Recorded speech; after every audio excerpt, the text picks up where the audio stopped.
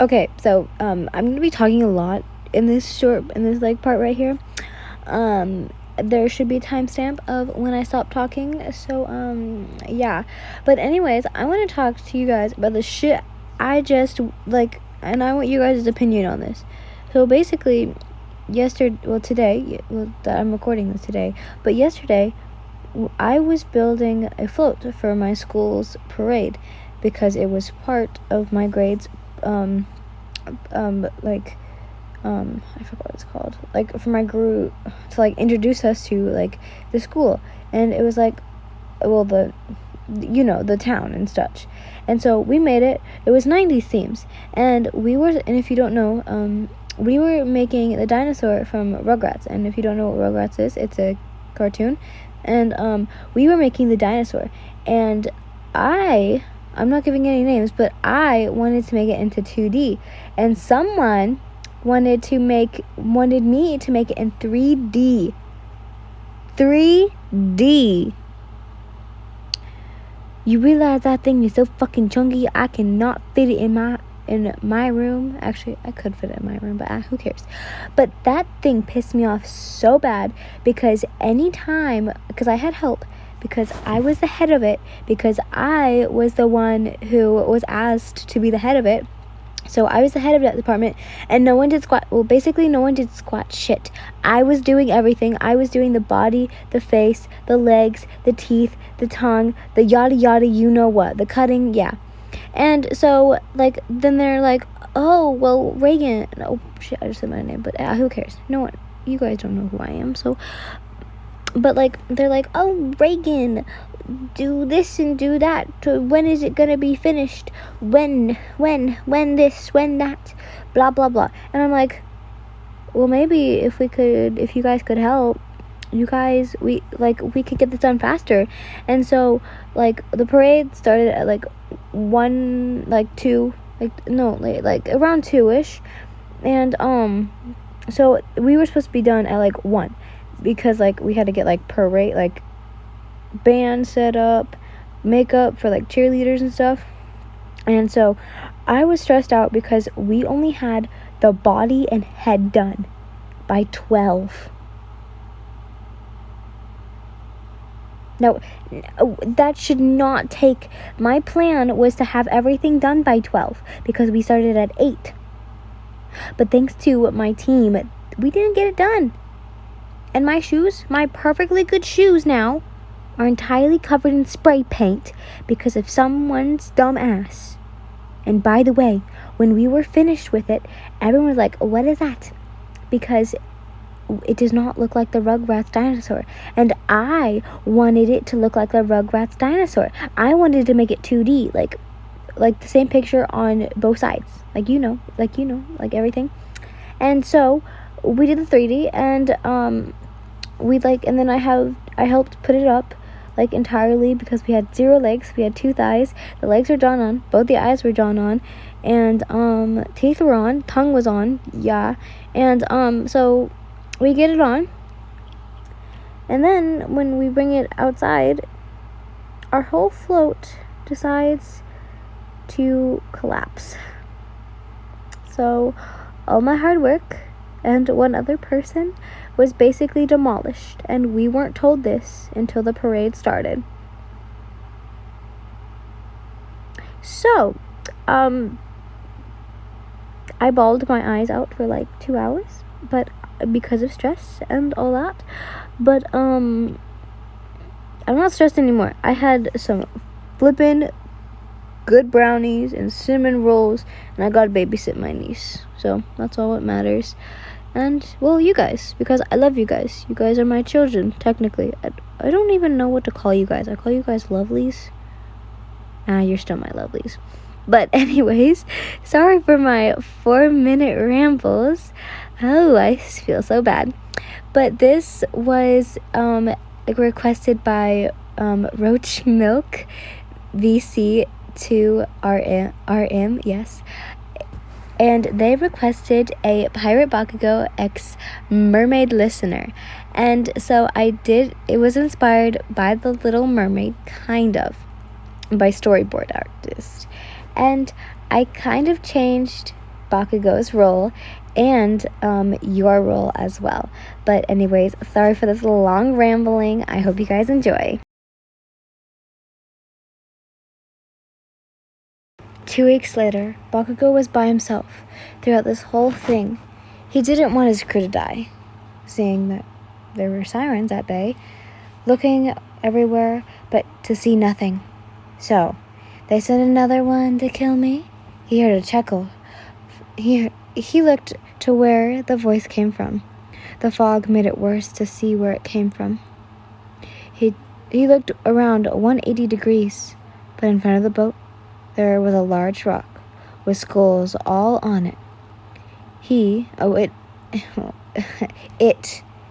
up and saw the thing people were calling it. A siren with skin-colored skin, long hair, sorry if you have short hair, and looks like antlers protruding from her head. Oh, their head, sorry, it's sharp ears and sharp teeth, the tail being a murky favorite color. What was the worst part, though, is that her eyes were pure white. Goodness, I have been having a feast. These stupid humans. They giggled. Then, looking at him, oh, poor human. They giggled once more. They think they can kill me, but oh! Bakugou was becoming angry. What the fuck? Oh. What the fuck? I can kill you.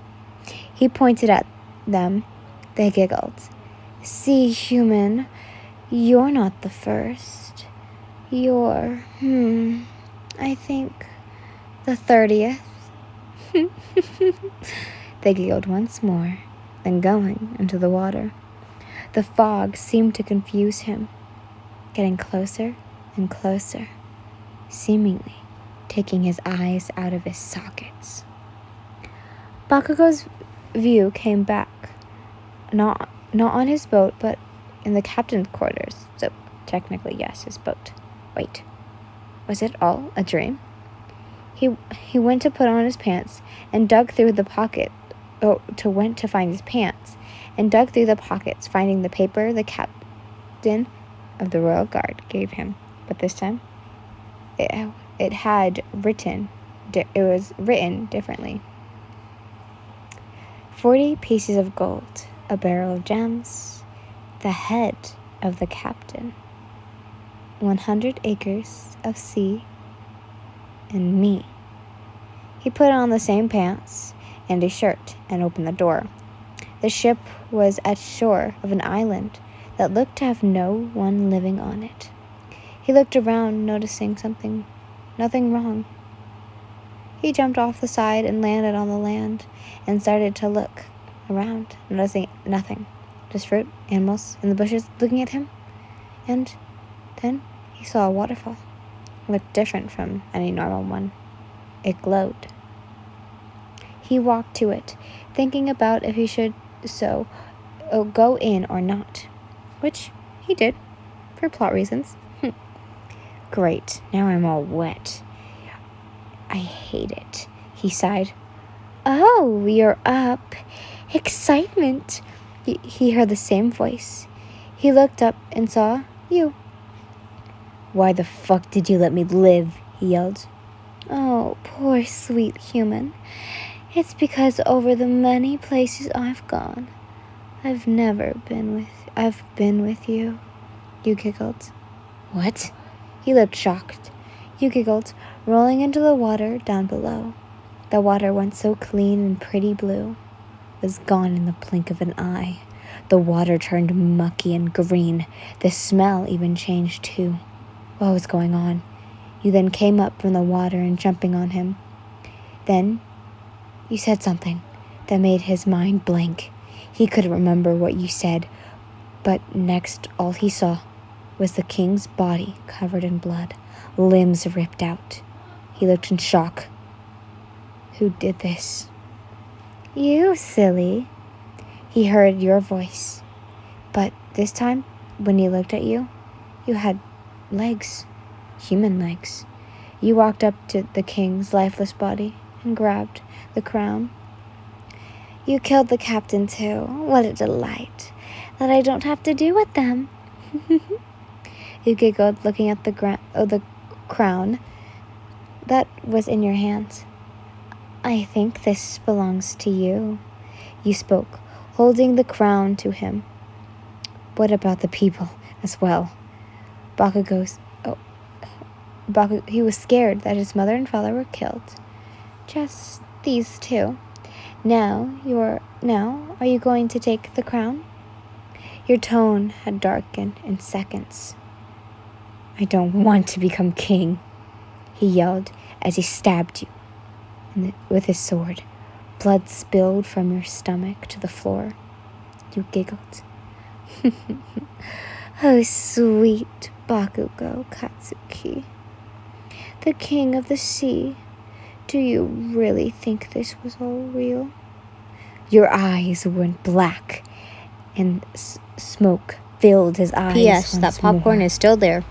But this time, when he woke up, though, he was in the middle of the ocean, wondering if it was all a dream or not. He wished it wasn't. He wished that he didn't kill you, but instead make you his wife/bride. But not too far from his boat, you watched as he made his way back to the kingdom to collect his men, and one female. You did want to kill the king and captain, but now you have him, someone who has taken the heart of the ocean's worst threat to land. I hoped everyone liked this. This was really fun to write. But anyways, if anyone can guess how this was inspired by The Little Mermaid, I guess you can guess. But anyways, I hope you guys enjoyed that. And I love you all so much. And no worries. You don't have to worry about a thing. I'm here for you, and you guys are here for me. It doesn't matter what it is. But we love each other, don't we? Not in a weird way, of course. But you guys, I hope you stay safe and keep your hopes high.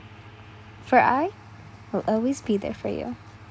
Bye, lovelies. I love you all so much.